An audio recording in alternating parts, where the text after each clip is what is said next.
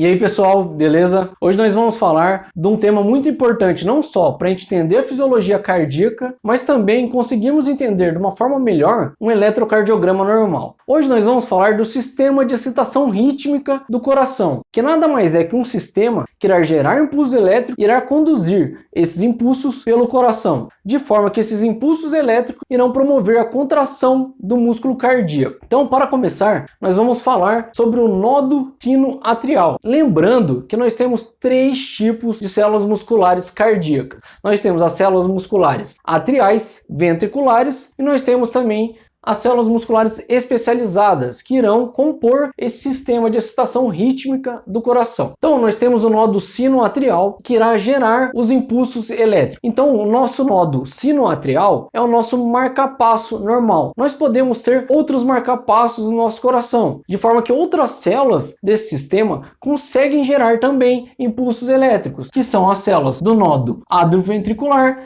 e as células de Purkinje, as fibras de Purkinje. Mas numa situação normal, o nosso marcapasso será o nodo sinoatrial. Mas antes de falar sobre o nodo sinoatrial, nós precisamos lembrar de alguns conceitos que nós vimos na nossa última aula sobre fisiologia do músculo cardíaco. Então, se você não viu ainda essa aula, assista essa aula que você vai entender muito melhor esse vídeo. Então, relembrando, as células musculares cardíacas possuem três canais iônicos: os canais rápidos de sódio, os canais lentos de sódio e cálcio e os canais de potássio. O potencial de ação numa célula muscular, ele é gerado pelos dois primeiros canais que eu falei, o canal rápido de sódio e o canal lento de sódio e cálcio. Só que nas fibras do nodo sinusal, o potencial de ação será gerado somente pelos canais lentos de sódio e cálcio. O que acontece é que essas fibras possuem um potencial de repouso menos negativo que o potencial de repouso de uma fibra muscular ventricular, como nós vimos na última aula. Isso acontece porque a membrana dessas fibras, elas são mais permeáveis a íons sódio e cálcio, que conseguem entrar na célula com uma certa facilidade e dessa forma irão neutralizar um pouco a negatividade intracelular das fibras musculares sinusais. Então nós teremos um potencial de repouso em torno de menos 55, menos 60 milivolts nas fibras musculares do nodo sinusal, de forma que quando uma célula muscular cardíaca fica por um certo período no potencial menos negativo que menos 55 milivolts, os canais de sódio, os canais rápidos de sódio, irão se fechar. Então, nós teremos que o potencial de ação no nodo sinusal será formado apenas pelos canais lentos de sódio e cálcio. Além disso, o nodo sinusal ele tem outra característica muito importante. Ele consegue gerar esses impulsos elétricos de forma automática. Então, ele não precisa de um estímulo para gerar esses impulsos elétricos. Ele vai gerar porque há uma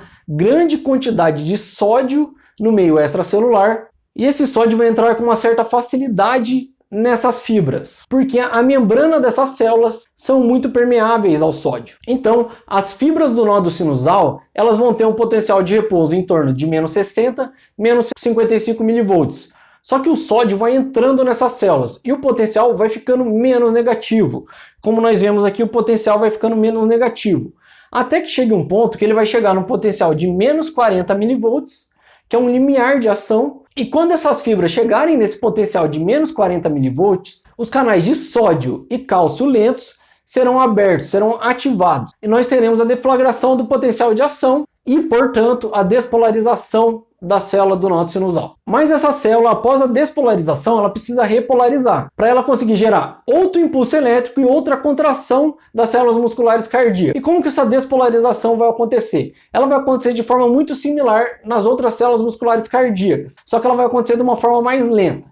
E ela vai acontecer porque canais de potássio vão ser ativados. Não só por isso, mas também porque os canais de sódio e cálcio que geraram um potencial de ação serão fechados. Porque esses canais, eles ficam abertos por um certo período de tempo, em torno de 100, 150 milissegundos. Então nós teremos dois eventos, que irá levar à repolarização da célula. Nós teremos uma diminuição na entrada de sódio e cálcio nessa célula, pelo fechamento dos canais lentos de sódio e cálcio, e nós teremos também a saída de potássio da célula, de forma que essa célula vai ficando mais negativa, lembrando que o potássio é um íon positivo, até que essa célula chegue a menos 55, menos 60 milivolts e o potencial de ação acabe. E esse ciclo vai se repetindo. Então, após o nodo sinoatrial ou sinusal gerar um potencial de ação, gerar um impulso elétrico, ele irá excitar as células em volta dele, que será as células das fibras internodais, que conectarão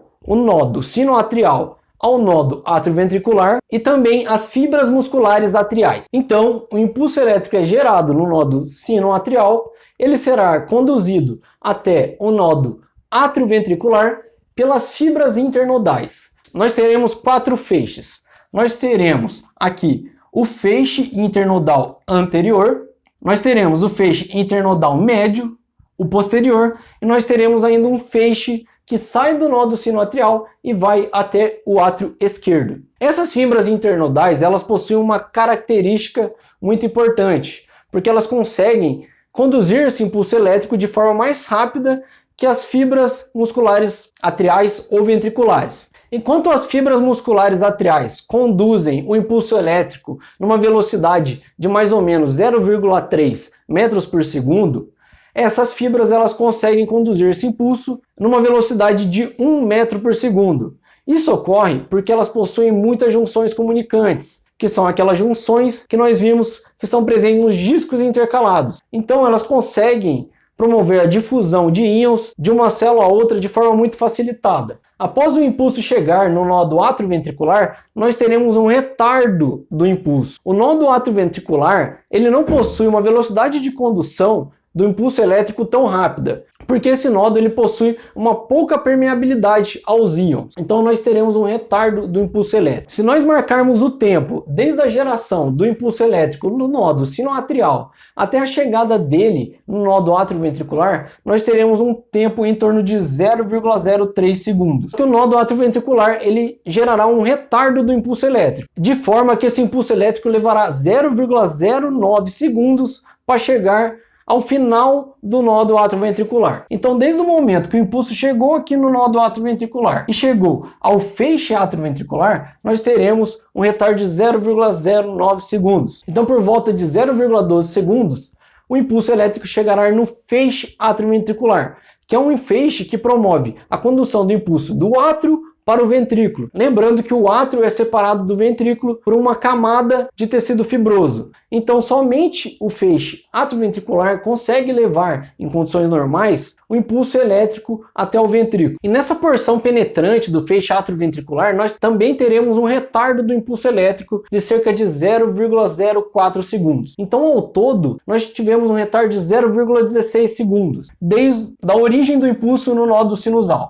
Nós tivemos um retardo de 0,03 segundos nas fibras internodais, 0,09 segundos no nódo atrioventricular e mais 0,04 segundos na porção penetrante do feixe atrioventricular. Após o feixe atrioventricular penetrar por esse tecido fibroso, ele descerá pelo septo interventricular e irá se ramificar em um ramo direito e um ramo esquerdo. Nesses ramos direito e esquerdo, nós temos fibras muito especializadas, que são as fibras de Purkinje, que conseguem conduzir o impulso elétrico de forma muito rápida, com a maior velocidade entre as células musculares cardíacas. Então, o impulso elétrico irá se propagar de forma muito rápida pelo ventrículo direito e o ventrículo esquerdo. Lembrando, pessoal, que esse retardo do impulso elétrico será muito importante para que os átrios contraiam antes dos ventrículos e o sangue que seja ejetado do átrio seja ejetado de uma forma eficiente para os ventrículos. Então nós teremos tempo para os átrios contraírem e encherem os ventrículos e posteriormente nós teremos a contração ventricular. Outro ponto importante que cabe ressaltar aqui, pessoal, é que as câmeras cardíacas, elas estão envoltas por camadas em espiral. Então, nós temos camadas musculares dispostas em espiral, só que essas camadas são divididas, uma camada da outra, por um tecido fibroso, de forma que quando o impulso elétrico chega no endocárdio, ele não consegue se propagar de forma direta para o epicárdio. Demora um certo tempo para esse impulso elétrico chegar aqui, porque nós temos que a primeira parte do músculo ventricular que receberá o impulso elétrico será o endocárdio. E posteriormente esse impulso elétrico chegará no epicárdio após 0,03 segundos. Então, pessoal, era isso que a gente gostaria de falar aqui hoje. Estudem bem essa aula porque vai ser muito importante para você conseguir entender melhor um eletrocardiograma normal, entender melhor a fisiologia cardíaca. Se você tem alguma dúvida, deixe nos comentários ou nos mande um e-mail. E não deixe de se inscrever no canal para sempre estar acompanhando nossos vídeos. É isso aí, pessoal. Até mais.